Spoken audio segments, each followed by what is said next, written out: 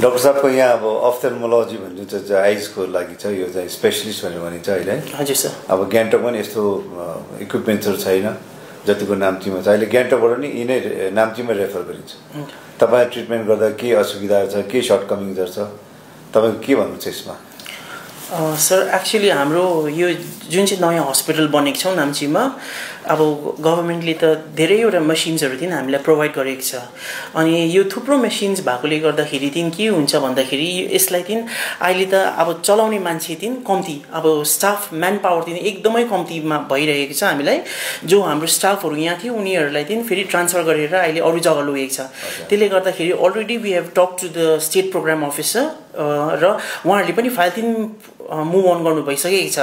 र staff adequate staff आयो भने दिन क्वालिटी अफ सर्भिस दिन I think we can provide it on a larger scale. अन्त के हुन्छ भन्दाखेरि अब यो इयर अब हाम्रो रेटिनाको लेजरहरू पनि इन्स्टल हुनु आँटेको छ।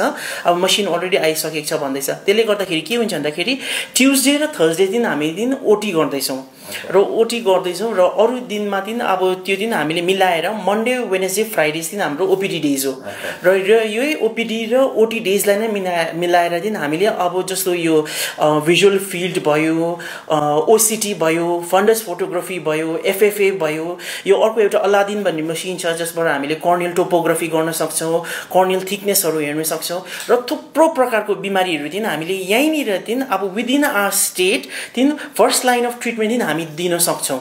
र अहिले वी हेभ अलरेडी स्टार्टेड अब रेटिनाको हामीले इन्जेक्सन्सहरू वी हेभ स्टार्टेड अब हामीले गर्न थालेको छौँ। Almost it's a routine procedure as of now. र कतिजना पेसेन्ट दिन अब बाहिर जानु परेको छैन। र आँखाको के हुन्छ भन्दाखेरि बाहिर जानु एउटा ह्यासल पनि हो, किन भन्दा पेसेन्टलाई अब अपरेसन गरेर आएपछि कोही बेला फेरि 2 हप्ता 3 हप्तामै फर्किने पर्ने हुन्छ। तर अब दिन हाम्रो पेसेन्टहरू दिन के हुँदैछ भन्दाखेरि दिन अब अल ओभर सिक्किम भयो, कतिजना पेसेन्टहरू कालिम्पोङ दार्जिलिङबाट जो आउनुहुन्छ उहाँहरूलाई दिन यो हाम्रो यो सेन्टर दिन अलिकति नजदिक पर्यो र उनीहरूलाई यता आउनुमा केही ह्यासल पनि बेसी छैन। त्यसले गर्दाखेरि हामीले क्लोज फलोअप पनि गर्दैछौँ। 1 विकमा बोलाउनेलाई 1 विकमा बोलाउँदैछौँ, 2 विकमा बोलाउनेलाई 2 विकमा पनि बोलाउँदैछ सर। तर अब त्यही हो, अहिले हाम्रो सबसे डरलाग्दो सर्टकमिङै हाम्रो दिन म्यान पावर हो। हजुर। अन्त त्यो म्यान पावरको लागि दिन सर ट्रेन म्यान पावर। हजुर हजुर। किन भन्दा त्यो म्यान पावर दिन हाम्रो दिन बेसिकली अप्थाल्मिक टेक्निसियन्सहरू हुन्छ, अप्थाल्मिक एसिस्टेन्ट्सहरू, they are very well trained. किन भन्दाखेरि त्यो मसिन अपरेट मात्रै गरेर भएन, त्यो प्याथोलोजी पनि बुझ्नु पर्यो, कसरी त्यो पेसेन्टलाई ह्यान्डल गर्नुपर्ने हो भनेर दिन हुन्छ।